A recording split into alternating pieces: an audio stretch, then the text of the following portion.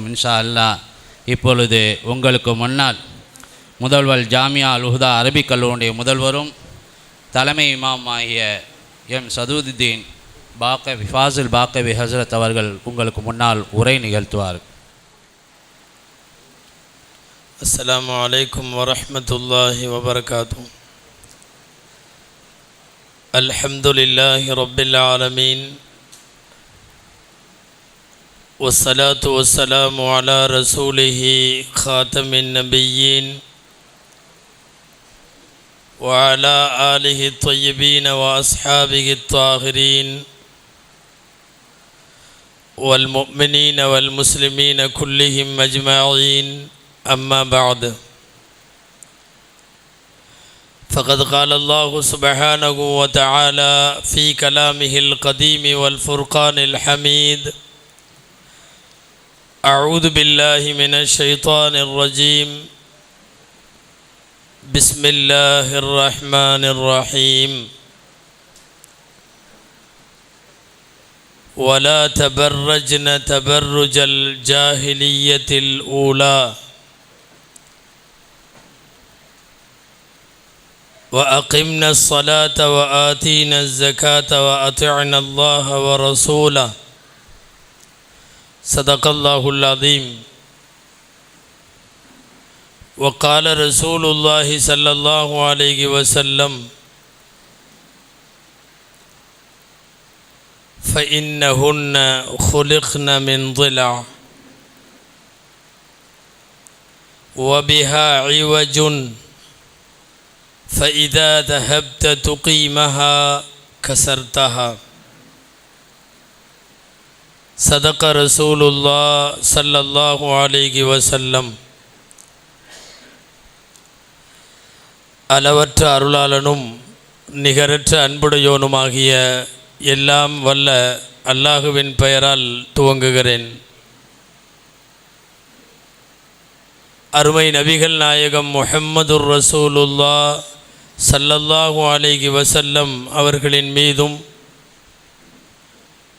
அவர்களுடைய நற்பாக்கியத்திற்குரிய உம்மத்தினர் மீதும் குறிப்பாக இங்கே குழுமி இருக்கிற நம் அனைவர் மீதும் எல்லாம் வல்ல அல்லாஹுவின் நல்லருள் என்றென்றும் நிறைவாக உண்டாவதாக. ஆமீன். திருச்சி அரியமங்கலம் ஜாமியா மஸ்ஜித் நிர்வாகம் நடத்துகிற அன்னை ஹதீஜா ரதியல்லாஹு அன்ஹா நிஸ்வான் மதரசாவினுடைய இந்த புதிய கட்டிடத்தினுடைய திறப்பு விழாவிற்கு தலைமையேற்றிருக்கிற தலைவர் முதல் மேடையில் வீற்றிருக்கக்கூடிய மரியாதைக்குரிய உலமா பெருமக்கள், சங்கைக்குரிய இந்த மஸ்ஜித் மற்றும் மதரசாவினுடைய நிர்வாக அங்கத்தினர்கள், இங்கே வருகை தந்திருக்கிற பெரியோர்கள், தாய்மார்கள், சகோதரர்கள், மேடையில் வீற்றிருக்கக்கூடிய பிரமுகர்கள், உங்கள் அனைவருக்கும் என் ஆரம்பமான அஸ்ஸலாமு அலைக்கும் வரஹ்மத்துல்லாஹி வபரகாத்துஹு.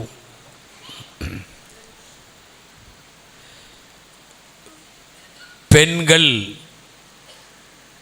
அவர்களுக்கான மார்க்கத்தோடு கூடிய ஒழுக்கங்களோடு கூடிய கல்வியை போதிப்பதற்காக நிஸ்வான் கல்விக்கூடங்கள் நாடு முழுக்க பெருகி வருகிறது. அதனுடைய அடிப்படையில் இங்கேயும் அதற்கென்று ஒரு சொந்த கட்டிடத்திற்காக இங்கிருக்கிற நிர்வாகத்தினர் சிரமேற்கொண்டு இன்றைக்கு இதை செய்து முடித்திருக்கிறார்கள்.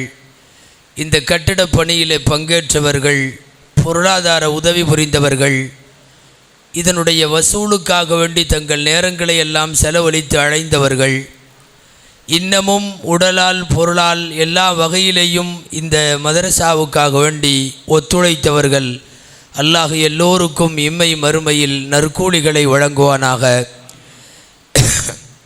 இந்த கட்டிடத்தினுடைய ஒவ்வொரு அசைவிலும் பங்கெடுத்து கொண்ட அத்தனை பேருக்கும் அல்லாஹ் இம்மை மறுமையினுடைய நற்பேறுகளை வழங்குவானாக என்று அல்லாஹ்விடத்திலே பிரார்த்தித்தவனாக துவங்குகிறேன். பெண்கள் ஒரு காலத்தில் பிறப்பது கடினம், வாழ்வது கடினம், அவர்கள் படிப்பதோ கல்வி அறிவு பெறுவதோ கடினம் என்றெல்லாம் இருந்த சூழ்நிலைகளை மாற்றி பெண் குழந்தை பிறப்புதான் சிறந்த பிறப்பு என்று சொல்லி அவர்களுக்கு ஒழுக்கத்தையும் கல்வியையும் போதிக்கக்கூடிய தந்தை தாய் அவர்கள் சுவனவாசிகள் என்று சொல்லி பெண்களுக்கான கல்வி மேம்பாட்டை குறித்து நிறைய பேசியது இஸ்லாமிய மார்க்கம். எம்பெருமானார் முஹம்மதுர் ரசூலுல்லாஹ் ஸல்லல்லாஹு அலைஹி வஸல்லம் அவர்கள் ஹதீஸிலே இருக்கிறது, இன்னமின் பரக்கத்தில் உம்மி, ஒரு பரக்கத்தான தாய்க்கு அடையாளம் என்ன தெரியுமா? அவளுக்கு பிறக்கிற முதல் குழந்தை பெண் குழந்தையாக பிறப்பது. அதற்காக மற்றவர்கள் நல்லவர்கள் அல்ல என்று பொருள் அல்ல.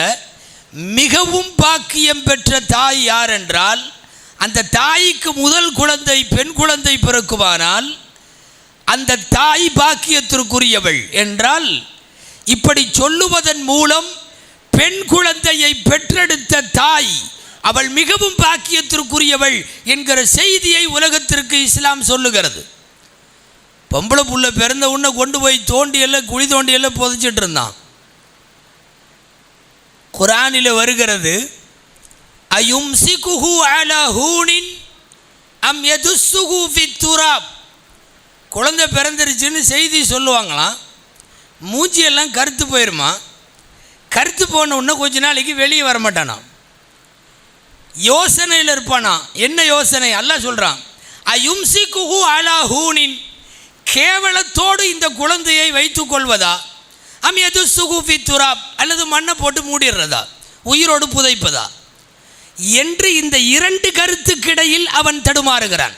இந்த ரெண்டு தான், கேவலத்தோடு வாழலாமா அல்லது மண்ணோடு புதைத்து விடலாமா சொல்லிட்டு அல்லாஹ் அந்த ஆயத்தை இப்படி முடிக்கிறான், அலா ஸஅமா யஹ்குமூன், நீங்கள் செய்கிற முடிவு ரொம்ப கெட்டது என்று சொல்லுகிறான்.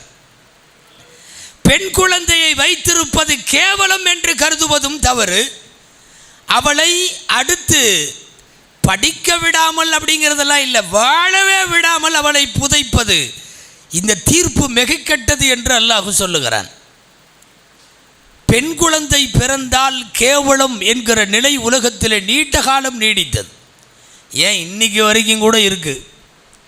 யாராவது ஒரு மருமக வரிசையாக 2 புள்ள பெண் பிள்ளை, 3ஆவது பெண் பிள்ளை ஆயிடுச்சுன்னா அந்த வீட்டிலேருந்து பார்க்க வர்றதில்லை. எந்த வீட்டிலேருந்து? மாமியார் வீட்டிலேருந்து பார்க்க வரமாட்டாங்க. வரிசையாக பொட்டையாக பெற்று போடுறா அப்படின்னு சொல்லி ஒரு அவச்சொல், திட்டுதல். பெண் குழந்தைன்னு பிறந்த உடனே சுருதி இறங்கி போகிறது. அறியாமை காலத்தினுடைய அந்த மௌட்டிகம், அறியாமை இன்னமும் இங்கே நீடித்து கொண்டிருக்கிறது என்பதற்கு அடையாளம் தானே. ஹசரத், குழந்தை பிறந்திருக்கு, நீங்கள் தான் வந்து பேர் வைக்கணும் அப்படின்னு கூட்டிகிட்டு போவாங்க ஹசரத்தை. அவர் இப்படி ஒரு சந்துக்குள்ளே அந்த வீடு இருக்குன்னு வைங்களேன், அவர் வரும்போது அங்கிருந்தே சீரியல் செட்டு, டியூப்லைட்டு எல்லாம் பயங்கரமாக வச்சு, பாட்டு கச்சேரி மாதிரி எல்லாம் பயங்கரமாக பாட்டெல்லாம் கொளுத்தி, வீட்டில் ஒரு 10, 300, 400 பேர் உட்காந்து அமர்க்களமாக இருந்ததுன்னு வச்சுக்கோங்க. நீங்கள் வரும்போதே முடிவு பண்ணிடலாம், ஆண் குழந்தை பிறந்திருக்கு, ஆண் குழந்தை பிறந்திருக்கு. ஏன்னா பெண் குழந்தைக்கு பேர் வைக்கிறது சைலண்ட்டாக நடக்கும். ஹசரத் வாங்க பேர் வைக்கலாம், எதுக்கு ரொம்ப பெருசாக செய்யணுன்ட்டு யாரையும் கூப்பிடலை, நானும் நீங்கள் மருமகன் அவ்வளோதான், அவங்க அத்தா 4 பேர் மட்டும்தான், நம்ம உட்காந்து முடிச்சுக்கலாம். குழந்தைக்குன்னே சொல்லுவார். அப்படி மௌத்தா போன வீடு மாதிரி இருக்கும். ஒரு லைட்டு கீட்டு ஒன்றும் இருக்காது, ஒன்றுமே இருக்காது. கூப்பிட்டு போய் சத்தம் இல்லாமல் குழந்தைய கொண்டு வந்து வச்சு, என்ன பேருங்க, எதையாவது ஒன்று வைங்க, ஏற்கனவே 2 பிறந்துருச்சு, நீங்கள் எதையாவது ஒன்று வைங்க. இப்படிங்கிறப்போ பெண் குழந்தையின் மீதான கசப்புணர்வு, அது பிறந்துட்டாவே குடும்பத்துக்கு விளங்காதுங்கிற மாதிரி ஒன்று தெரியுமா?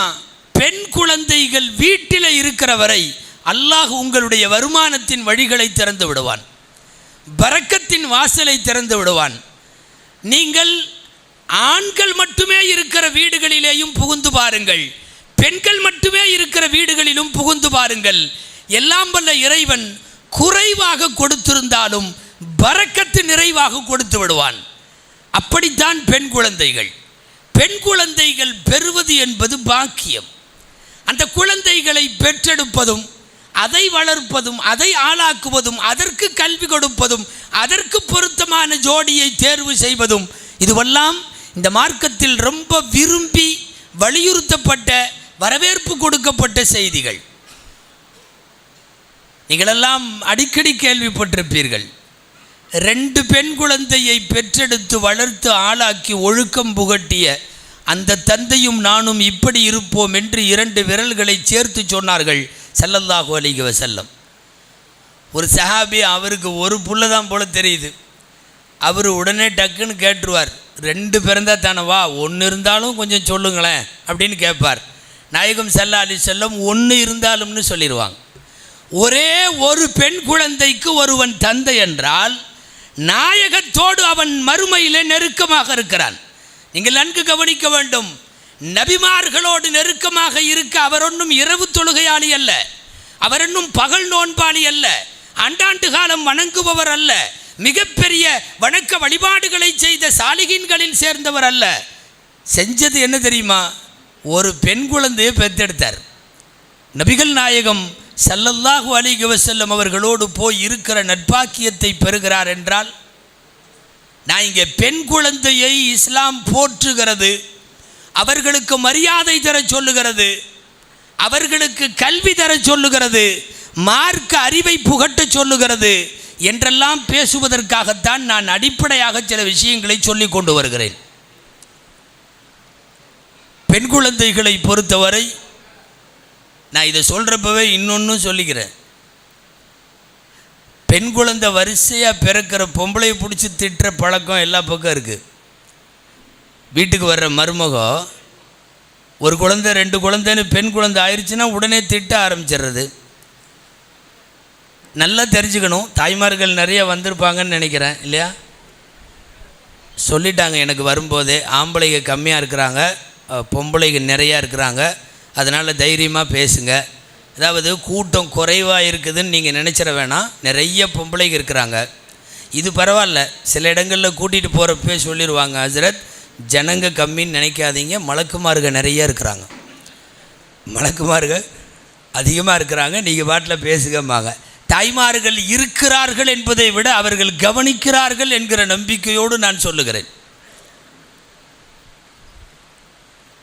ஒரு பொண்ணுக்கு, ஒரு பொம்பளைக்கு பிரசவமாகி அவள் பெண் குழந்தை பெறுகிறாள், ஆண் குழந்தை பெறுகிறாள் என்பது அவளை பொறுத்ததல்ல, கணவனை பொறுத்தது. இது அறிவியல் ரீதியாகவும் இதுதான், மார்க்க ரீதியாகவும் இதுதான், மார்க்க ரீதியாகவும் இதுதான். அறிவியல் பேசுகிற அல் குர்ஆனுடைய ஒரு வசனம் இப்படி வருகிறது, மின் நுத்ஃபத்தின் இதா தும்னா. சூரத்துல் கியாமாவிலே ஹலகஸ் ஸௌஜைனி ஸக்கர வல் உன்ஸா, ஆண் பெண் குழந்தைகளுடைய படைப்புகளை பற்றி பேசுகிற போது ஆணினுடைய அணுக்களில் தான் அது பெண் குழந்தையா ஆண் குழந்தையாங்கிற முடிவு இருக்குதே ஒழிய பெண்ணினுடைய கருப்பையை வைத்து ஆணா பெண்ணாங்கிறது இல்லை. இன்னைக்கு நிறைய பேர் என்னன்னா, என்னமோ அந்த புள்ள தான் பொம்பளை புள்ளையை பேத்துட்ட மாதிரி அந்த பொம்பளைகளை போட்டு அந்த புள்ளையை திட்டுறது. நன்கு தெரிந்து கொள்ள வேண்டும், கர்ப்பத்திலே பிறக்கிற குழந்தை ஆண் அல்லது பெண் என்பதற்கும் அந்த பெற்றெடுக்கிற பொண்ணுக்கும் சம்பந்தமே இல்லை. முழுக்க முழுக்க இது ஆண்கள் சம்பந்தப்பட்டது. குரோசோம்களை பற்றி, XY அணுக்களை பற்றி ஆய்வு நடத்துகிற அறிவியல்காரர்கள் சொல்லுகிறார்கள், இந்த அணுக்களில் மாறுபாடு ஆம்பளைட்ட இருக்குதே ஒழிய பொம்பளைட்ட கிடையாது. அதனால் வரிசையாக எந்த மருமகளாவது பொன் குழந்தை பெற்றுச்சுன்னா அந்த மாமியாமார்களுக்கு சொல்கிறேன், தயவு செய்து அந்த பொண்ணுகளை திட்டாதீங்க, முதல்ல உன் மகனை திட்டு.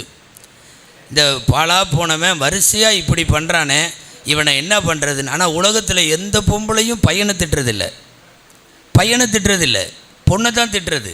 ஆனால் பொண்ணுக்கும் கருப்பையில் இருக்கிற குழந்தை ஆணா பெண்ணாங்கிறதுக்கும் சம்மந்தமே இல்லை. இது குர்ஆனில் வர்ற செய்தி நான் சொல்லுவது. ஒரு ஆள் இருந்தார் முன்னால், ஸல்லல்லாஹு அலைஹி வஸல்லம் காலத்தில் பெண் குழந்தைகளை கேவலமாக நினச்ச காலம். அவர் பேர் அபு ஹம்சான்னு பேர். அவருக்கு பேர் அபு ஹம்சா. ஒரே மனைவி, வரிசையாக 6 பிரசவம், 6ம் பெண் குழந்தை. யார் காரணம்? அந்த ஆள் தான் காரணம், பொம்பளை இல்லை. சரி, 6 குழந்தையாக பெற்ற உடனே இந்த பொம்பளைகிட்ட பேசுகிறதில்லை, இந்த பொம்பளைகிட்ட வர்றதில்லை, இந்த வீட்டுக்கு வர்றதே நிறுத்திட்டான். அது 6 குழந்தையோடு வச்சுக்கிட்டு படாத பாடுபடுது ஒரு ஏழை தாய். இன்னொரு பிள்ளைய கல்யாணம் பண்ணி பக்கத்து வீட்டில் தான் வச்சுருக்கான். பக்கத்து வீட்டுக்கு வர்றான், பக்கத்து வீட்டில் இருக்கிறான், காலையில் எந்திரிச்சு போகிறான், எல்லாம் நடக்குது பக்கத்து வீட்டில். ஆனால் இந்த வீட்டில் இது 6 குழந்தையோடு இருக்குது. 2 வீட்டுக்கு இடையில் ஒரே ஒரு சின்ன தடுப்பு தான். இதெல்லாம் தெரியும், பேச்சு சத்தம் எல்லாம் கேட்கும். அப்போ அந்த ஆள் வந்து அங்கே உட்காந்துட்டு இருக்கிறப்போ இந்த பொண்டாட்டி, முதல் பொண்டாட்டி, 6 பெண் குழந்தைக்கு தாய், அவள் அழகான ஒரு கவிதை படித்தாள். இந்த கவிதை பக்கத்தில் அப்படி காதில் உழுகும். அவன் காதில் உழுகுட்டுன்னே படித்தா. அதாவது அந்த காலத்தினுடைய பெண் குழந்தை குறித்த நிகழ்வுகள் இப்படியெல்லாம் இருந்திருக்கிறது என்பதை நாம் தெரிந்து கொள்வதற்கு இந்த கவிதை ஒன்று சான்று. மாலி அபி ஹம்சத்தலா யதீனா, நம்ம பாடுது, ஏன் தான் இந்த அபு ஹம்சா இந்த பக்கம் வரமாட்டேங்கிறாரோ. கதுபான அல்லா நலிதல் பனீனா, ஆம்பளை குழந்தைய பெத்தெடுத்து கொடுக்கலங்கிற கோபத்தினால இந்த ஆள் இந்த பக்கமே வரமாட்டேங்கிறாரு. சொல்லிட்டு அந்த அம்மா சொல்லுது, நாங்கள் வெறும் விளைநிலங்கள் தான், நீங்கள் போடுகிற வித்துக்களை விதைத்து வளர்த்து தர முடியுமே தவிர விதையை மாற்ற எங்களால் முடியாதென்று அவருக்கு தெரியாதா? நாங்கள் ஒரு பாத்திரம்தான், பாத்திரத்திலே நீங்கள் போட்டதைத்தான் எடுக்க முடியுமே தவிர போடாததை எடுக்க முடியாது என்பது உனக்கு தெரியாதா? அப்படியே போகுது கவிதை. இந்த ஆள் உட்காந்து கேட்டுக்கிட்டே இருக்கார். இந்த பொம்பளை நம்மளை தான் சொல்லுது. உண்மை அதுதான். பெண்கள் விளைநிலம், பெண்கள் பாத்திரம், பெண்கள் ஒரு பை. ஆண் என்ன இடுகிறானோ, ஆண் என்ன விதைக்கிறானோ அதுதான் வெளியே வருமே ஒழிய அதில் மாற்றவெல்லாம் முடியாது. நீங்கள் எங்கேயாவது ஒரு விவசாய நிலத்தில் புகையிலைக்கு போட்டால் பருத்தி வராது, அல்லது பருத்திக்கு போட்டால் அரிசி வராது. என்ன போடுகிறோமோ அதுதானே. எனவே மார்க்க ரீதியாகவும் அறிவியல் ரீதியாகவும் இந்த உலகத்தில் பெண் குழந்தைகள் பிறப்பதற்கு பெண்கள் காரணம் அல்ல, ஆண்கள் தான் காரணம். எனவே தான் அப்படி ஒரு ஆண் பெண் குழந்தையை எடுத்து அவன் அதை பிறந்ததற்கு பின்னால் போற்றி பாதுகாத்து வளர்த்து ஆளாக்கி கொண்டு வருகிற போது மகத்தான கூலி. உங்களுக்கெல்லாம் தெரியும், பிரபலமான சஹாபி முஆவியா ரலியல்லாஹு அன்ஹு, ஹலீஃபா. அவர் அபூபக்கர், உமர், உஸ்மான், அலி, அடுத்து முஆவியா, 5வது ஹலீஃபா.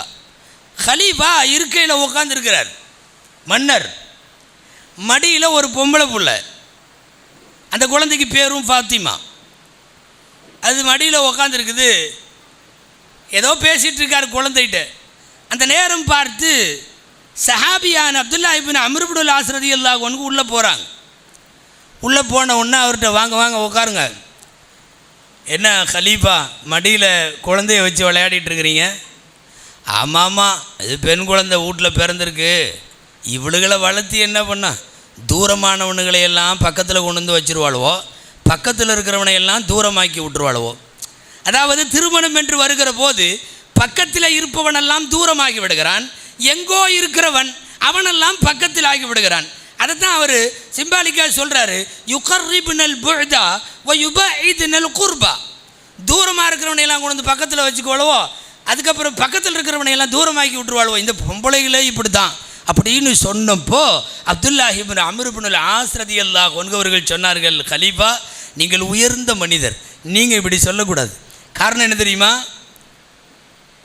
லா நதப அலல் கபீரி வலா ரஹிம அலல் சகீரி வலா அத்தஃப அலல் மர்தா மிஸ்லஹுன்.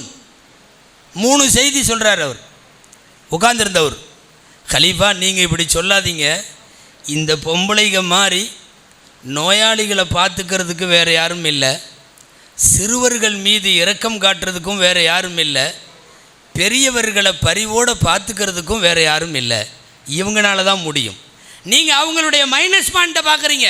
கொஞ்ச நாள் கழித்து தூரமாக போயிடுவாளுவோ, பக்கத்தில் இருக்கிறவனையெல்லாம் விட்டுருவாங்க அப்படின்னு பார்க்குறீங்க. ஆனால் இதை பாருங்கள், எதை? ஒரு நோயாளியை பராமரிப்பதில், ஒரு குழந்தையை அன்பு காட்டி வளர்ப்பதில், பெரியவர்களை பரிவோடு கவனித்து கொள்வதில், இதிலெல்லாம் பொம்பளை தான். நான் அன்றைக்கி கூட பேசுகிறப்ப சொன்னேன், பேஷண்ட்டுகளை பார்த்துக்கிறதுக்கெல்லாம் நர்ஸை போட்டிருக்கோம். எல்லாமே கம்பவுண்டராக போனால் டிஸ்சார்ஜ் ஆகி வீட்டுக்கே எவனும் வரமாட்டான். எல்லாமே நர்ஸுகளை எடுத்துட்டா. காரணம் என்ன தெரியுமா? நோயாளிகளை ஹேண்டில் பண்ணுறதுங்கிறது ஒரு பெரிய செய்தி. அது ஆம்பளைக்கு அந்த பொறுமை பத்தாது. அதை தான் அவர் சொல்கிறாரு, கலீஃபா பெண் குழந்தை இப்படி பேசுகிறீங்களே, பெண் குழந்தைங்க மாதிரி பேஷண்ட்டுகளை யாராவது பார்த்துக்க முடியுமா? குழந்தைகளை யாராவது அன்பாக வளர்க்க முடியுமா? நம்ம கையிலெல்லாம் குழந்தை கொடுத்தோம்னா எட்டி பந்தாடி விளையாடிடுவோம். சில பேர்லாம் இப்படி தான் தூக்குவான், தூக்குறப்பவே தலையிலேருந்து. ஏதோ வீட்டுக்குள்ளே வரும்போதே ஒருத்தன் இப்படி தான் தூக்கிட்டே வந்திருக்கான். யாரோ கூட வந்து அவனோட ஃப்ரெண்டு கேட்டிருக்கான், யார் இது? என் குழந்தை தான். என்ன பேர்? என்ன பேர்? சனியன். உள்ளே இருந்த அந்த அம்மா சவுண்டு விட்டுச்சான். ஏங்க அவர் உங்கள் பேரை கேட்கல, புள்ள பேரை கேட்டார். யார்? தேவையா இது? சில பேருக்கு குழந்தையை ஹேண்டில் பண்ணுறதுக்கே ஆம்பளைகளுக்கு தெரியாது. எங்கள் ஊர் பக்கமெல்லாம் சொல்லுவாங்க, ஆம்பளை கையில் கொடுத்த குழந்தையும் பொம்பளை கையில் கொடுத்த சம்பளமும் விளங்காதும்பாங்க. தாய்மார்கள் திட்டுவாங்க. இப்போ தான் இந்த ஆள் கொஞ்சம் ஒழுக்கமாக கொடுத்துட்ருக்கார். ஆம்பளை கையில் குழந்தை கொடுத்தால் வளர்க்க தெரியாது, ஹேண்டில் பண்ண முடியாது. குழந்தைகள் என்ன தோரணையில் இருக்கிறார்களோ அவர்களுக்கு அவர்களைப் போல மாற வேண்டும். ஆம்பளைக்கு அந்த பொறுமை பத்தாது. திடீர்னு நம்ம பேத்தி வந்து டீச்சராக மாறிடும். டீச்சராக மாறினா அங்கே அடி வாங்கிறதுக்கு ஸ்டூடெண்ட்டாக உட்காரணும். அது அம்மானால தான் முடியும், அத்தானால முடியாது. திடீர்னு அந்த அம்மா கையை நீட்டுறதுக்கு அம்மானால தான் முடியும், அத்தானால முடியாது. குழந்தைகளை எடுப்பது, வளர்ப்பது, ஆளாக்குவது என்பது அது ஒரு தனி கலை, அவர்களுக்குத்தான் வரும். நான் 3 செய்தி சொன்னேன். பேஷண்ட்டுகளை பார்த்து கொள்ளுகிற விஷயத்தில், குழந்தைகளை அன்பு காட்டி வளர்க்கிற விஷயத்தில், அதே மாதிரி பெரியவர்களை பரிவோடு கவனித்து கொள்ளுகிற விஷயத்தில். அம்மா தான் இன்றைக்கி பேஷண்ட் ஆகிட்டா அவங்க பெத்த ஆம்பளை பசங்க எவ்வளோ தூரம் பார்க்குறானோ இல்லையோ தெரியாது. ஆனால் அடுத்த வீட்டுக்கு போயிருந்தாலும் பரவாயில்ல, இவர் கட்டி கொடுத்த, இவர் பெத்தெடுத்த மகள் லேசாக ஒரு நாள் ஜுரமாக இருந்தாவே 2வது நாள் வந்து நின்றுவா. அத்தாவுக்கு முடியலையாமே, அத்தாவுக்கு காய்ச்சலாமே. அவன் ஆம்பளை பையன் ஃபோனில் தான் விசாரிச்சுக்கிட்டே இருப்பான் ரொம்ப காலம் வரையும். பெண்களை போல் பரிவோடு பெரியவர்களை பார்த்து கொள்ளுவது வேறு யாராலும் முடியாது. அப்போது அப்துல்லா இப்னு அம்ர் இப்னுல் ஆஸ் ரலியல்லாஹு அன்ஹு கலீஃபா முஆவியா அவர்களிடத்தில் அதைத்தான் சொல்லுகிறார்கள். நீங்கள் தப்பாக புரிஞ்சு வச்சிருக்கிறீங்க பெண் குழந்தைகளை பற்றி. அவர்களால் முடிந்த இந்த மாதிரி செய்திகள் உலகத்தில் வேறு யாராவது செய்ய முடியுமா என்று பெண் குழந்தைகளின் பெருமைகளை பேசுவார்கள் அப்துல்லா இப்னு அம்ர் இப்னுல் ஆஸ் ரலியல்லாஹு அன்ஹு அவர்கள். எனவே இந்த மார்க்கத்தை பொறுத்தவரை பெண் பிறக்க வேண்டும், பெண் எல்லா வீட்டிலும் இருக்க வேண்டும், பெண் பரக்கத்திற்கு காரணமாக வேண்டும். பெண் வீட்டில் இருக்கிற கலகலப்பான சூழ்நிலையை ஒரு பெண்ணால் தான் தர முடியும். ஆண் குழந்தைகளை விடவும் பெண் குழந்தைகளிடத்தில் இதுவெல்லாம் இருக்கிறது. தவறி கூட பொம்பளைகளை, பெண் குழந்தைகளை தப்பாக கையாண்டக்கூடாதுங்கிறதுக்காகத்தான் அருமைநாயகம் ஸல்லல்லாஹு அலைஹி வஸல்லம் அவர்கள் தங்களுடைய கடைசி உரை ஹஜ்ஜில் வைத்து பேசுகிற போது சுமார் 1,16,000 பேர் அந்த ஹஜ்ஜில் கூடியிருந்தார்கள். ஸல்லல்லாஹு அலைஹி வஸல்லம் அரஃபா பெருவழியில் வைத்து 1,16,000 நபித்தோழர்களுக்கு இடையிலே உரையாற்றுகிற போது சொன்னார்கள், ஃபத்தகுல்லாஹ ஃபின் நிசா. நீங்கள் அந்த வார்த்தையை கவனிக்கணும். அதாவது 63 வருஷம் வாழ்ந்து முடித்தவர் தங்கள் வாழ்க்கையை நிறைவு செய்கிற போது உலகத்திற்கு பெரிய அமானிதமாக சில விஷயங்களை கொடுத்துட்டு போகிறார். அந்த அமானிதங்களை கொடுத்து விட்டு போகிற போது, அமானிதங்களை ஒப்படைக்கிற போது சொல்லுகிற ஒரு சமூக தலைவரினுடைய அன்பான வார்த்தைகள் என்ன வார்த்தை தெரியுமா? ஃபத்தகுல்லாஹ ஃபின் நிசா. பெண்கள் விஷயத்தில் அல்லாஹ்வை பயந்து கொள்ளுங்கள். ஃபைன்னக்கும் அகத்துமூஹுன்ன பி அமானின் மினல்லாஹ். யாரெல்லாம் பொம்பளை பிள்ளைகளை வச்சுருக்கீங்களோ, இவர்கள் இறைவனுடைய அமானிதம். அல்லாஹ் உங்கள்கிட்ட ஒப்படைச்சிருக்கிற அமானிதம் பக்கத்து வீட்டுக்காரன் கொடுத்து வச்ச பொருள் அல்ல, யாரோ ஒப்படைத்த பண்டல் அல்ல, பார்சல் அல்ல. அல்லாஹ் உங்கள் கையில் கொடுத்திருக்கிற அமானிதம் பெண் பிள்ளை. அந்த பெண் பிள்ளைகளை ரொம்ப கவனமாக கையாளுங்கள் என்று விடைபெறுகிற தருவாயில் 63 வருஷத்திற்கு பின்னாலே நபிகள் ஸல்லல்லாஹு அலைஹி வஸல்லம் தங்களுடைய கடைசி அந்த பயணத்தில் வைத்து ஹஜ்ஜில் வைத்து பேசுகிறார்கள் என்றால் பெண் குழந்தைகளை பராமரிக்கிற அவசியம் புரிய வேண்டும். இங்கே அதனால்தான் பராமரித்து வளர்த்து ஆளாக்குவதோடு நல்ல கல்வி தர வேண்டும் என்பதற்காக பெண்களுக்கான கல்வி ஏற்பாட்டை, குறிப்பாக மார்க்க ரீதியாக உள்ள ஒழுக்கங்களை பெண்களுக்கு உருவாக்கி தருவதற்காக வேண்டி இன்றைக்குள்ள ஏற்பாடுதான் இந்த பெண்கள் மகளிர் கல்லூரியினுடைய பொது கட்டிடமும் இங்கு இருக்கிற பாட அமைப்புகளும். இங்கு இருக்கிற நிர்வாகிகள், அந்த மதரசாவிலே பணியாற்றக்கூடிய ஆசிரியர்கள், ஆசிரியைகள் எல்லோரும் நல்ல துஆவிற்கு கடமைப்பட்டவர்கள். ஆண் குழந்தைகளுக்கு கல்வியை தருவதை விட பெண்களுக்கு தர வேண்டும். காரணம், ஒரு பெண் மார்க்க அறிவை பெறுகிற போது மட்டும்தான் அடுத்த தலைமுறைக்கும் சேர்ந்து பெறுகிறாள். நாங்கள் பல்வேறு நிஸ்வான் மதரசாக்களை வலியுறுத்தி பேசுகிற போது சொல்லுவதுண்டு, ஒரு ஆண் ஆலிமுக்கும் ஒரு பெண் ஆலிமாவுக்கும் பெரிய வேறுபாடு உண்டு. ஒரு ஆண் ஆலிம் பள்ளிவாசலிலே தொழ வைப்பார், குழந்தைகள் மதரசாவிலே ஓதி கொடுப்பார், அரபிக் கல்லூரிகளிலே பேராசிரியராக இருப்பார், திரைக்கு பின்னாலே பெண்களுக்கு கூட அவர் ஓதி தருவார். ஆனால் ஒரு பெண் இவ்வளவு பணியெல்லாம் செய்ய மாட்டா. அவள் எங்கேயும் பேசுமாமா இருக்கிறது இல்லை, அவள் எங்கேயும் போய் பப்ளிக்கில் ஆண்களுக்கு முன்னாலே நின்றெல்லாம் உரையாற்றுறதில்லை. ஆனால் ஒரு குடும்ப நிர்வாகத்தில் ஒவ்வொரு வீட்டிலேயும் அவள் படித்த ஒழுக்கத்தை அவள் தலைமுறைக்கு சொல்லிக் கொடுத்து அவள் உருவாக்கினால் போதும். பல குடும்பங்கள் சேர்ந்ததுதான் சமூகம்.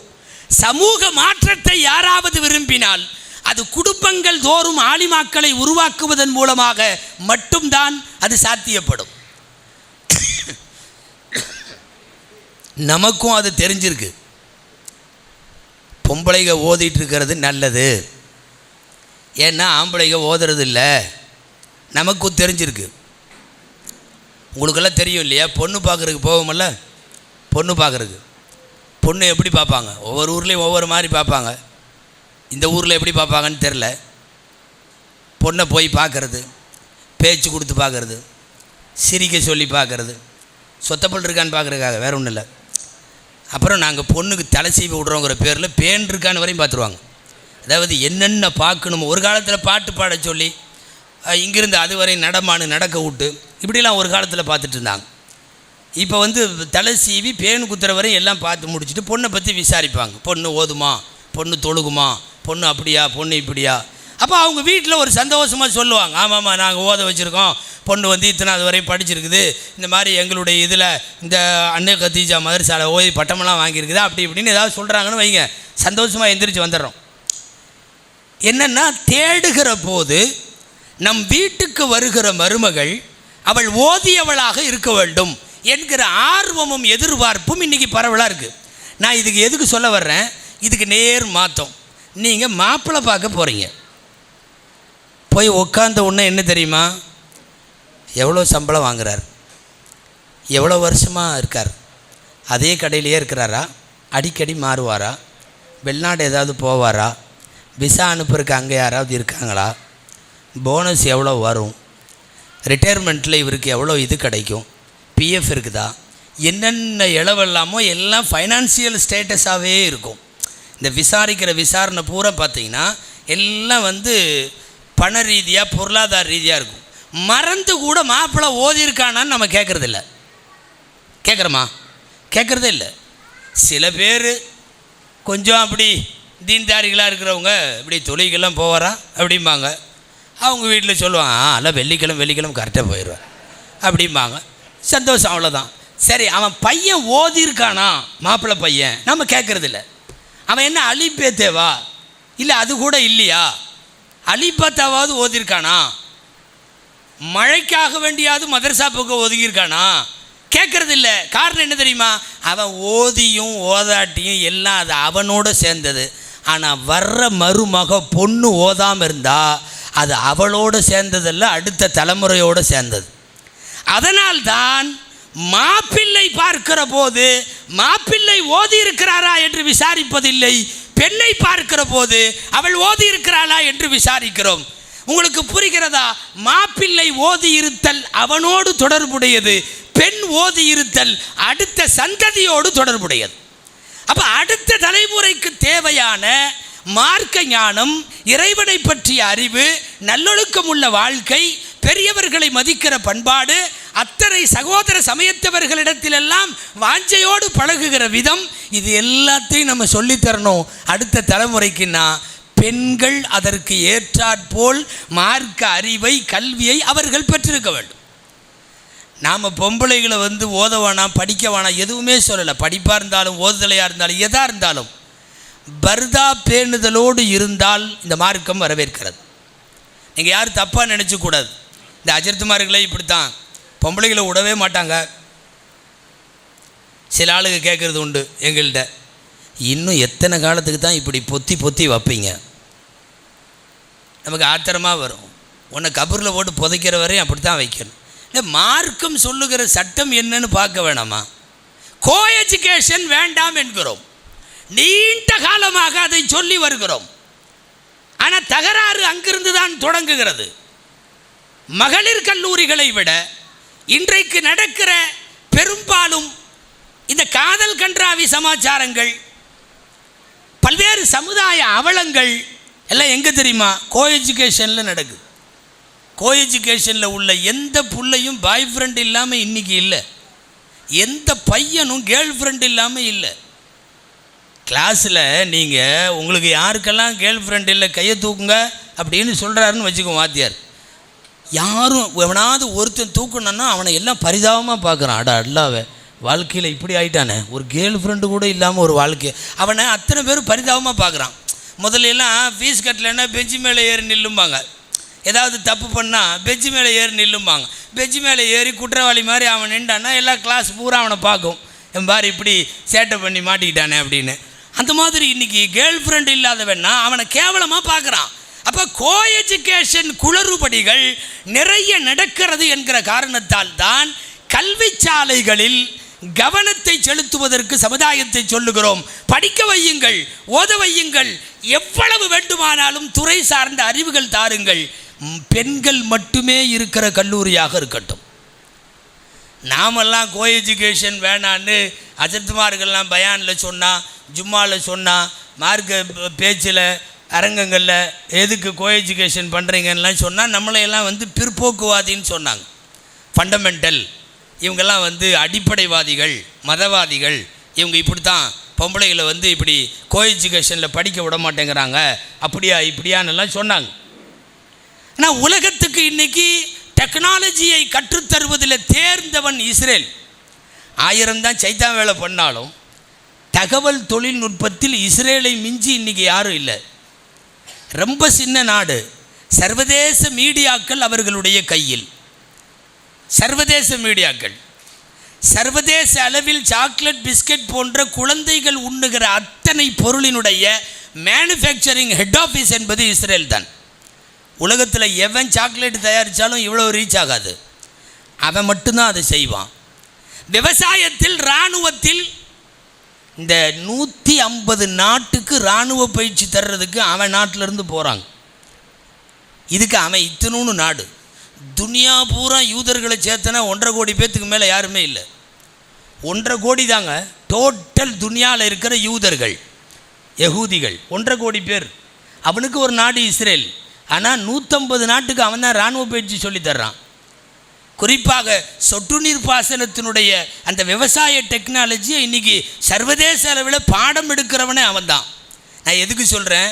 இவ்வளவு பெரிய முன்னேற்றத்தை கொண்டிருக்கக்கூடிய இஸ்ரேல் சமீபத்தில் டெல்லவில்யூவில், இஸ்ரேலுடைய தலைநகரில் இஸ்ரேலுடைய கல்வி அமைச்சர் பேட்டி கொடுத்துருக்காரு. யூடியூப்பில் இருக்குது, நீங்கள் பாருங்கள். என்ன சொல்கிறார் தெரியுமா?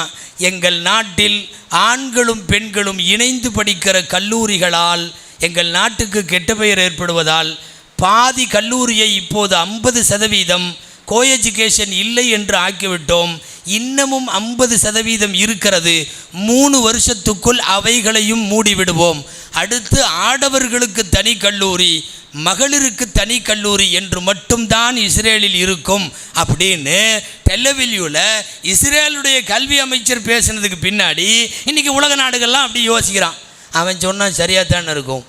அவன் ஏற்கனவே இராணுவத்தில் சொன்னது சரியாக இருக்குது, பாசனத்தில் சொன்னது சரியாக இருக்குது, மீடியாவில் சொன்னது சரியாக இருக்குது. இப்படி யார் பேசுகிறா? இன்னைக்கு இஸ்ரேல் பேசுகிறான்.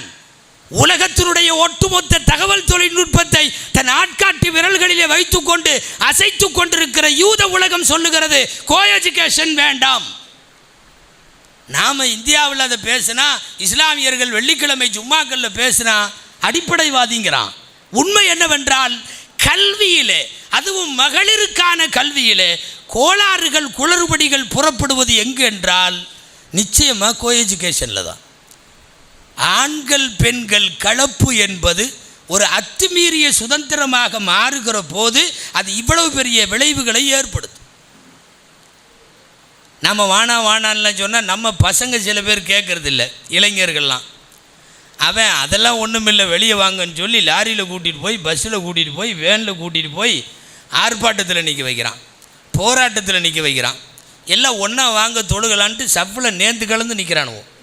ஆமாம், அந்த பக்கம் மகளிர் சப்பான், இந்த பக்கம் ஆடவர் சப்பான். இவர் இப்படி தக்பீர் கட்டிட்டு பார்வை அங்கே போகுது.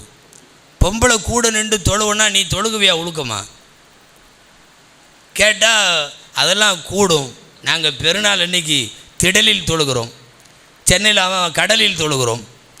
ஆளுக்கால் வால் போஸ்ட் அடித்து கடலில் தொழுகிறோம், திடலில் தொழுகிறோன்னு கூட்டிகிட்டு போய் நிற்க வச்சு கடைசியில் என்னடான்னா இப்போது பூரா பலான விஷயமாக ஓடிட்டுருக்கு. விவரமாக பேசுறதுக்கு என்னால் முடியாது இந்த சபையில்.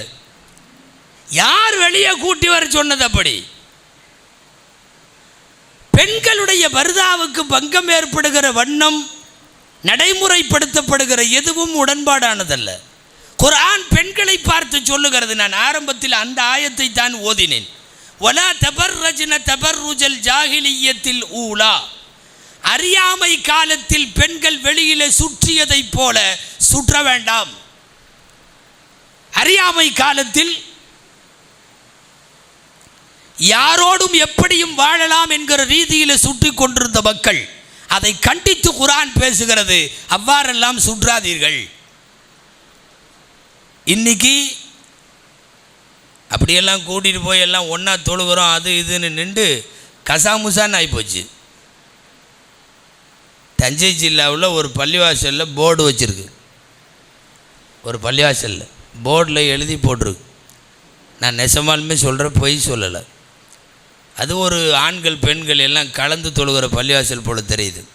வெளியில் போர்டு, நிர்வாகத்தின் சார்பில் அறிவிப்பு, தயவுசெய்து தொழுகைக்கு வரக்கூடியவர்கள் பெண்களிடம் லவ் லெட்டர் கொடுக்க வேண்டாம் என்று அன்போடு கேட்டுக்கொள்கிறோம். இப்படிக்கு நிர்வாகம். என்ன பண்ணியிருக்கான்னு தெரியுதா? ஆமாம், எல்லாம் உள்ளே கொண்டு வர சொல்லி அப்புறம் அதுதான் ஆரம்பமாகும். ஒன்றா தொழுகுவாங்க, பயான் கேட்பாங்க. அப்புறம் அப்படியே ஸ்க்ரீனுக்கு பின்னாடி லெட்டரை இவன் இப்படி போட்டு விட்டான். அது உள்ள லெட்ரு போயிடுச்சு. அதுக்கப்புறம் அங்கேருந்து பதில் வருது. அப்புறம் இப்படிக்கு நிர்வாகம்னு இப்போ லெட்ரு வைக்கிற சூழ்நிலைக்கு வந்திருக்கு. ஆண் பெண் கலப்பில்லாமல் ஒரு கல்விதாருங்கள் என்பதற்காகத்தான் தனியாக மகளிருக்கென்று மதரசாக்கள் தேவை என்கிற அடிப்படையில் அந்த புரிந்துணர்வோடு தான் இன்றைக்கு நாட்டில் நிறைய நிஸ்வான் மதரசாக்கள் ஏற்பாடு செய்யப்பட்டது. அதெல்லாம் ரசூல்லா காலத்தில் அப்படி நடந்துச்சு, இப்படி அப்படிலாம் நடக்கலை. பெருநாள் அன்றைக்கு நபிகள் ஸல்லல்லாஹு அலைஹி வஸல்லம் குத்பா ஓதுறாங்க. கொஞ்சம் கவனிங்க. புகாரி ஷரீஃபினுடைய விரிவுரையாளர் அல்லாமா இப்னு ஹஜர் ரஹ்மத்துல்லாஹி அலைஹி அவர்கள் பதிவு செய்கிறார்கள். என்ன பதிவு செய்கிறாங்க? ஃபலம்மன் தஹா மின் குத்பதிஹி வ வஅத மமதாயிலன் நிசாஇ ஃபவஅலஹுன்ன.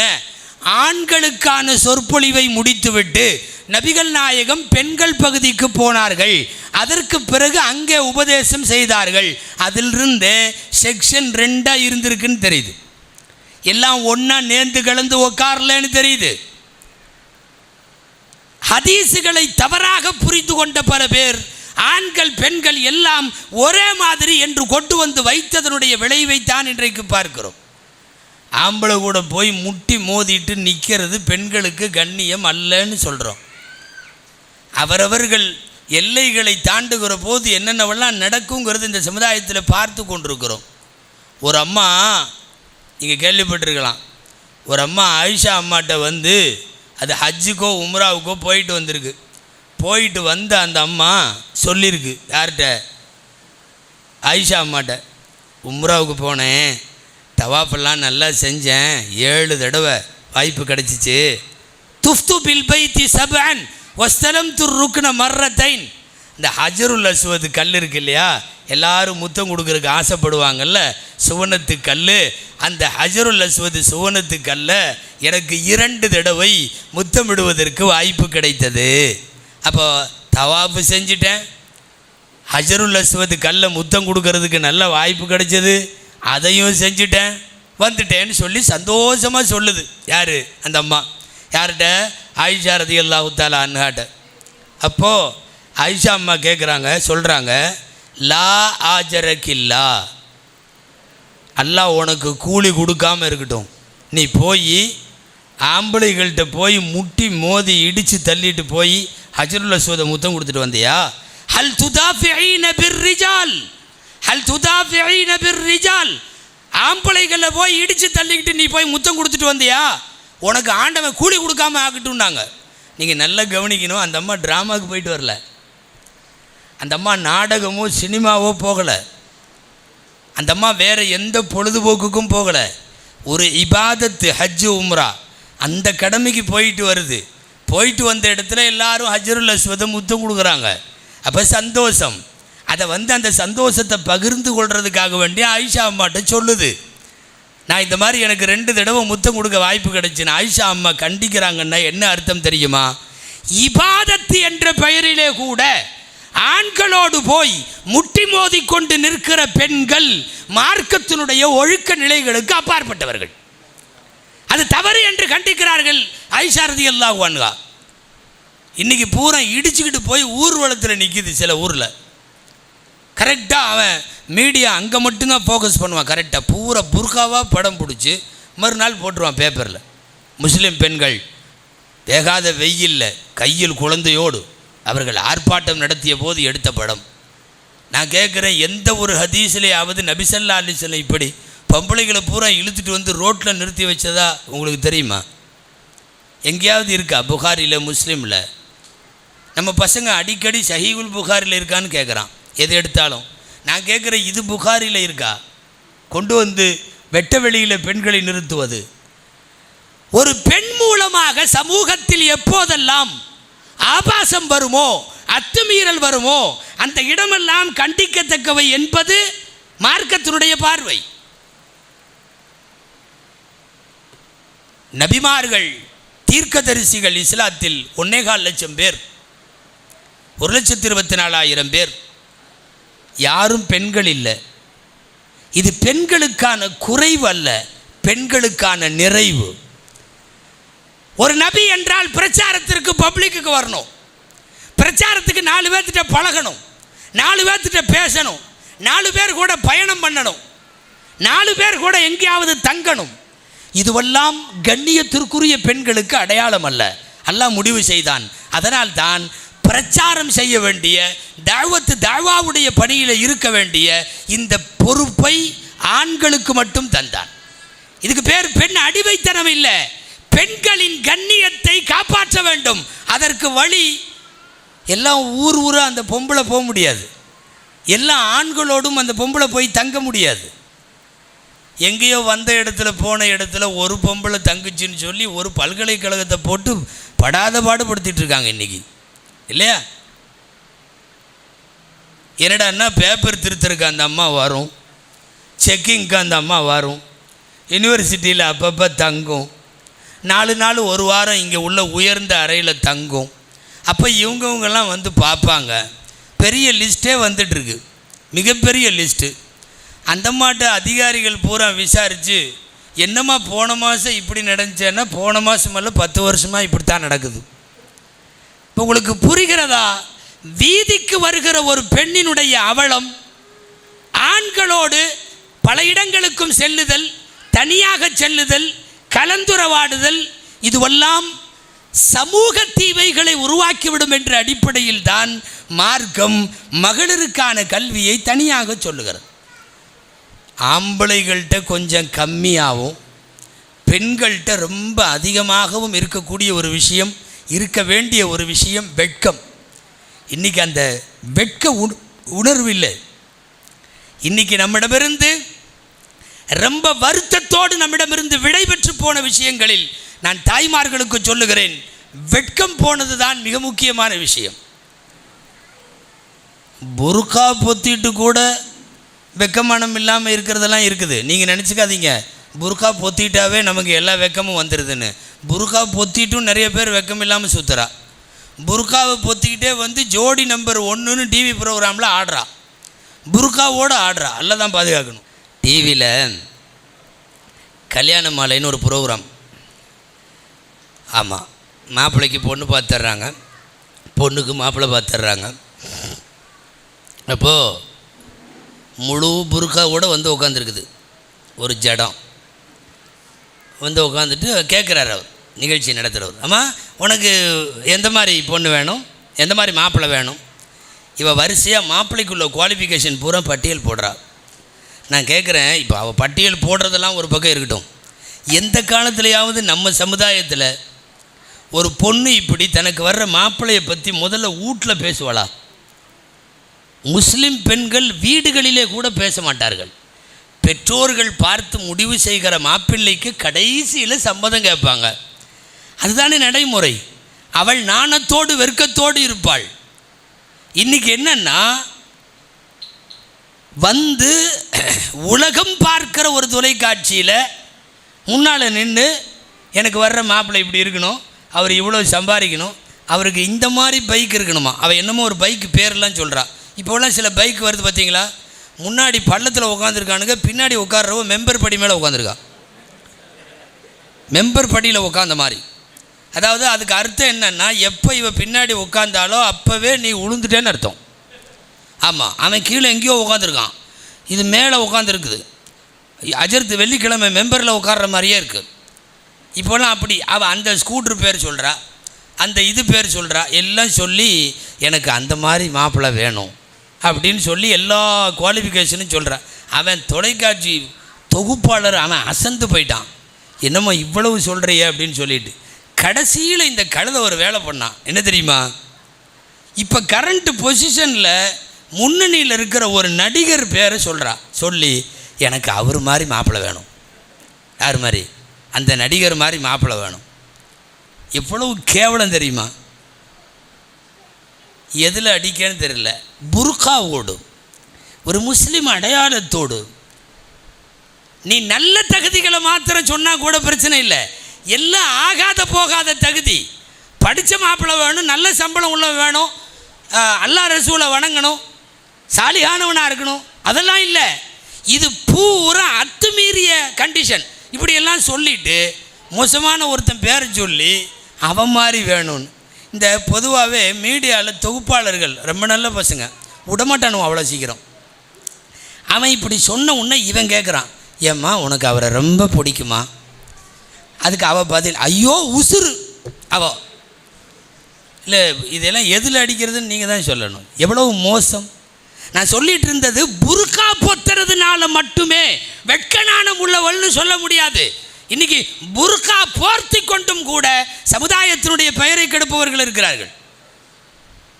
சென்னையில் நிறைய பேர் மூஞ்சிக்கு பொத்துறதே எதுக்குன்னா, அவங்க அண்ணக்காரனும் அவங்க அத்தாவும் பார்க்காம இருக்கணுங்கிறக்காக.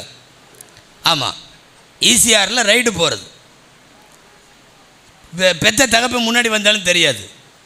எனவே புர்காவின் பெயரிலே கூட வெட்கமானம் இல்லை என்கிற போது எந்த அத்துமீறலுக்கும் இவர்கள் தயாராகி விடுகிறார்கள்.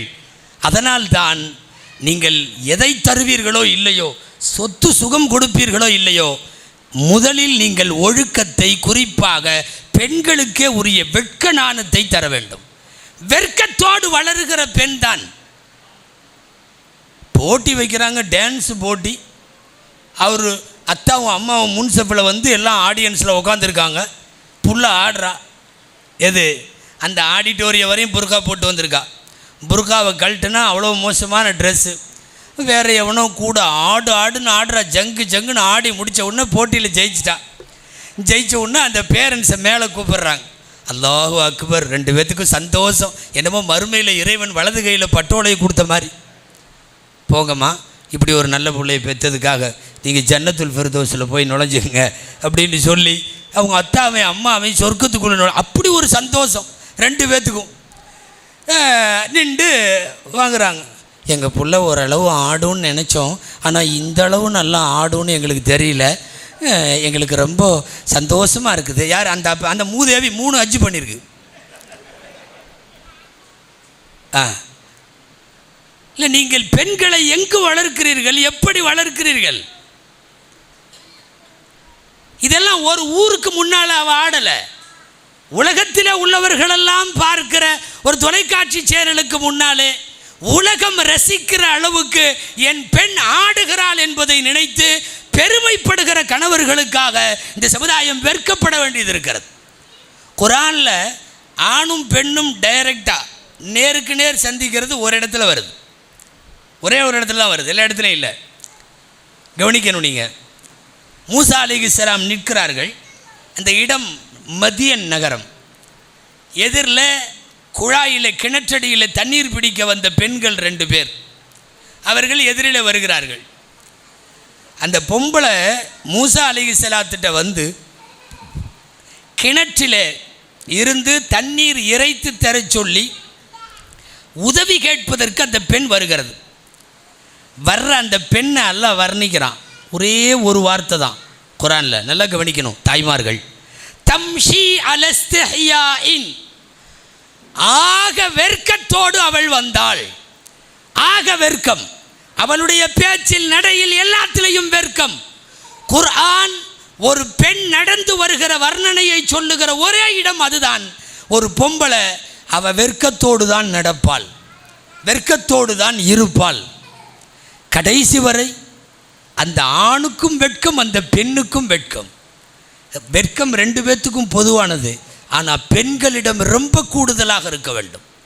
ஆயிஷா ரலியல்லாஹு அன்ஹா சொல்ல, பெருமானாருடைய கண்களை நான் கவனித்திருக்கிறேன். மதீனாவினுடைய கன்னி பெண்களுடைய வெட்கத்தை விடவும் அந்த கண்ணுக்கு வெட்கம் அதிகம். என்ன வார்த்தைங்க, ஒரு தடவை திரும்ப யோசிங்க. மதீனாவின் கன்னி பெண்களுடைய கண்ணிலே என்ன வெட்கம் இருக்குமோ அந்த வெட்கத்தை விட அதிகம் வெட்கப்படுவார்கள் நாயகம். அப்படின்னா தவறான பக்கம் பார்வை போகாது, போகக்கூடாது. போச்சுன்னா வெட்கம் போயிருச்சுன்னு அர்த்தம். போச்சுன்னா வெட்கம் போச்சுன்னு அர்த்தம். நபிகள் நாயகம் ஸல்லல்லாஹு அலைஹி வஸல்லம் சொல்லி தந்தபடி வெட்கம் ஆணுக்கும் உண்டு, பெண்ணுக்கும் உண்டு. ஆனால் கூடுதலாக ஒரு பெண்ணுக்கு ஈமானும் வெட்கமும் ஒரு தரத்தில் இருக்கிறது. ஈமானும் வெட்கமும். ஒருத்திக்கு வெட்கம் போச்சு, அவள் ஈமானும் போச்சு. ஒரு பொண்ணுக்கு ஈமான் இருக்குது அப்படின்னா வெட்கத்தோடு தான் இருக்கணும். வெட்கமும் ஈமானும் இரண்டும் 2 தூண்கள். நபிகள் நாயகம் ஸல்லல்லாஹு அலைஹி வஸல்லம் வெட்கத்தை சேர்த்து சொன்னார்கள். இன்றைக்கி அந்த வெட்க உணர்வு மருங்கிருச்சு. அது ஜோடி நம்பர் 1 இருந்தாலும் சரி, கல்யாண மாலையாக இருந்தாலும் சரி, வேறு ஏதாவது டான்ஸ் போட்டியாக இருந்தாலும் சரி, பொம்பளைங்க நினைப்பாங்க இந்த ஆள் எல்லா தொடரும் பார்ப்பார் போல தெரியுது. ஏறத்தாழ வெட்கத்தை துறந்த இந்த சூழ்நிலைகளை பார்க்கிற போது வருத்தமாக இருக்கிறது. தாய்மார்கள், ஒரு நேரம் இருந்துச்சு, பொம்பளைகள்லாம் ஒன்று சேர்ந்து வந்து ரசூலுல்லாஹ்ட்ட புகார் பண்ணாங்க. என்ன புகார்? இந்த ஆம்பளைகளுக்கெல்லாம் கூலி அதிகமாக கிடைக்குது, ஜும்மாவுக்கு போகிறேன்ட்டு போகிறாங்க, ஜனாசாவுக்கு போகிறேன்ட்டு போகிறாங்க, கபிரிஸ்தானில் அடக்கம் பண்ண போகிறேன்ட்டு போகிறாங்க, ஜிஹாதுக்கு போகிறேன்ட்டு போகிறாங்க. அது என்ன எங்களை விட அதிகமாக கூலி கிடைக்குது, நாங்கள் என்ன அவ்வளோ இழிச்சவாயா, நாங்கள் என்ன மட்டமா? நாங்களும் எல்லாம் பண்ணுறோமல்ல, ஆம்பளைகளோட தேவைகளை நாங்கள் நிறைவேற்றுறோம், குழந்தைகளெல்லாம் வீட்டில் பத்திரமா பாதுகாத்துக்கிறோம், அவங்க தேவைன்னு ஏதாவது வந்தால் நிறைவேற்றி வைக்கிறோம், உங்களுடைய காசு பணங்களெல்லாம் பத்திரமா பாதுகாக்கிறோம். நீங்கள் போயிட்டு திரும்பி வர்ற வரைக்கும் உங்கள் காசு பணம், எங்களுடைய கற்பு எல்லாத்தையும் பத்திரமா வச்சுருக்கோம். பின்ன ஏன் எங்களை விட அவங்களுக்கு மட்டும் கூலி அதிகம்? எங்களுக்கும் ஆம்பளைகளுக்கு ஈச்சா கூலி வேணும். ரசூல் ஸல்லல்லாஹு அலைஹி வஸல்லம் சொன்னாங்க, ஒரு வீட்டுக்குள்ளே இருந்து குழந்தைகளை பராமரித்து வீட்டு நிர்வாகத்தை சரியாக செய்தால் வெளியில் போய் ஆம்பளை சம்பாதிக்கிற எல்லா நன்மைக்கும் அதுவே சமமாகிவிடும். நல்லா கவனிக்கணும். வெளியே சுத்தனா மட்டும்தான் பொம்பளைன்னு சில பேர் விளங்குறாங்க இல்லையா, அவங்க கவனிக்கணும். நபிகள் நாயகம் சொல்லுகிறார்கள், வீட்டிலே இருந்து குடும்ப நிர்வாக பணிகளை செவ்வனே செய்கிற ஒரு தாய் வெளியில் போய் ஹஜ்ஜுக்கு போவான், ஜிஹாதுக்கு போவான், ஜனாசாவுக்கு போவான், ஜும்மாவுக்கு போவான், காசியாக இருப்பான், நபியாக இருப்பார். இத்தனையும் பொம்பளை செய்கிறதில்ல. ஆனால் அவள் வீட்டு நிர்வாகம் இந்த கூலியெல்லாம் தந்துடும். இன்றைக்கி வீட்லையும் இல்லாமல் காத்தால 9 மணிக்கு இதுகளும் வேலைக்கு போயிடுது, சாயந்தரம் 6 மணிக்கு திரும்பி வருது. உங்களுக்கு என்ன கூலி கிடைக்கும்? பொருளாதார தேவைகளின் அழுத்தத்தால் நீங்கள் வெளியே செல்லுகிறீர்கள் என்று சொன்னால், தயவு செய்து சொல்கிறேன், அல்லாஹ் வெளி நிர்வாகம் ஆண்களுக்கு வைத்திருக்கிறான். எந்த வீட்டிலாவது சம்பாதிக்க முடியாத ஆம்பளை மாற்றுத்திறனாளியாக இருந்தால், வீட்டில் விதவையாக இருந்தால், புருஷன் இல்லாமல் இருந்தால், அந்த வீடுகள் எல்லாம் சம்பாதிக்க போகட்டும். தயவு செய்து மற்ற பெண்கள் மிகச்சிறந்த வீட்டு நிர்வாகத்தை அவர்கள் கவனித்து கொள்ள வேண்டும். ஏற்பாடு செய்து தர வேண்டிய பொறுப்பு அவர்களிடத்தில் இருக்கிறது.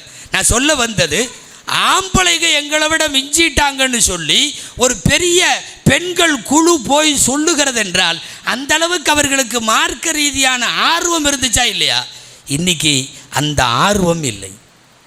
இன்றைக்கி பூரா ஆர்வமும் இந்த மாதிரி ஜோடி நம்பர் 1 பார்க்குறதுலையும், மெகா தொடர் பார்க்குறதுலையும், டிவியில் படம் பார்க்குறதுலையும், பெண்கள் எங்காவது சந்தித்தாலே ஒரு நேரத்தில் ஈமான் இஸ்லாமியை பற்றி பேச்சு தானே இருக்கும்.